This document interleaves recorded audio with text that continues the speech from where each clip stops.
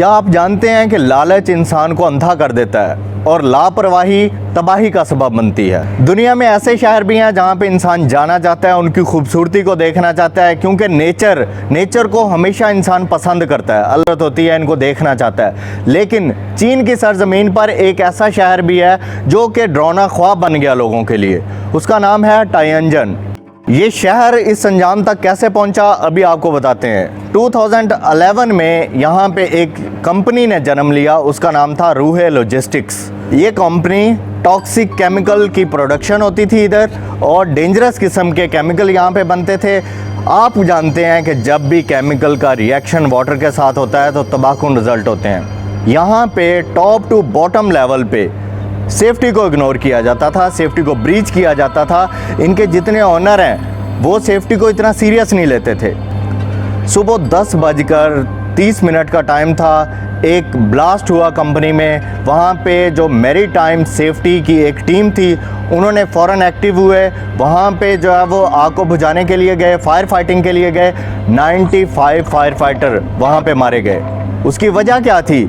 आप जानते हैं कि जब भी केमिकल पे वाटर अप्लाई नहीं करते। उन्होंने क्या किया है, कॉम्पिटेंसी नहीं थी, इनकॉम्पिटेंट स्टाफ था, उनकी ट्रेनिंग नहीं थी, तो उन्होंने वाटर अप्लाई कर दिया। उसी दौरान दूसरा धमाका हो गया। दूसरे धमाके से क्या हुआ है, 100 से ज़्यादा सेफ्टी के बंदे वहाँ पे पर्सनल मारे गए। इसके अलावा सैकड़ों गाड़ियाँ और वहाँ पे लाखों की तादाद में लोग मारे गए। इतनी बड़ी तबाही कैसे हुई, ये आपको बताते हैं। सबसे पहले इंटरनेशनल स्टैंडर्ड हमें कहता है कि जब भी आपने कोई भी टॉक्सिक केमिकल कोई प्रोडक्शन करनी है तो विद इन सिटी आप नहीं कर सकते। आपने 5 kilometre away from the city जो भी करना है, प्लांट लगाना है, वहाँ पे लगा सकते हैं। यहाँ पे इंटरनेशनल स्टैंडर्ड लाइसेंस नहीं था कंपनी का। उन्होंने पब्लिक के दरमियान में, जहाँ पे क्राउडेड एरिया था, वहाँ पे अपना प्लांट, अपनी फैक्ट्री लॉन्च कर ली। ये सबसे बड़ा तबाही का सबब बना। सेकेंड, इंडक्शन ट्रेनिंग आप जानते हैं कि बहुत ज़रूरी है। वहाँ पे इंडक्शन ट्रेनिंग का कोई ट्रेंड नहीं था, कोई कल्चर नहीं था। वहाँ पे फायर फाइटर्स ये तक नहीं जानते थे कि केमिकल्स पे वाटर अप्लाई नहीं होता। थर्ड ये था कि साइनेजेस, आपको इंटरनेशनल स्टैंडर्ड कहते हैं कि जब भी कहीं पे डेंजरस एरिया हो, वार्निंग साइन लगते हैं, सेफ्टी साइन लगते हैं। वहाँ पे कोई ऐसा नहीं था, कोई सिस्टम नहीं था साइनेजेस का।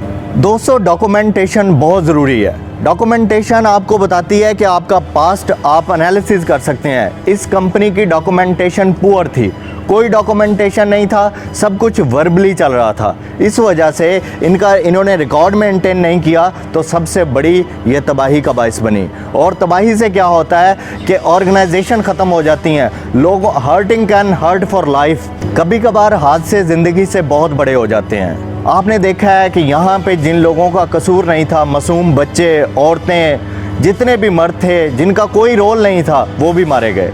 तो इस वजह से हमें सेफ्टी की तरफ आना चाहिए और सेफ्टी को कभी ब्रीच नहीं करना चाहिए।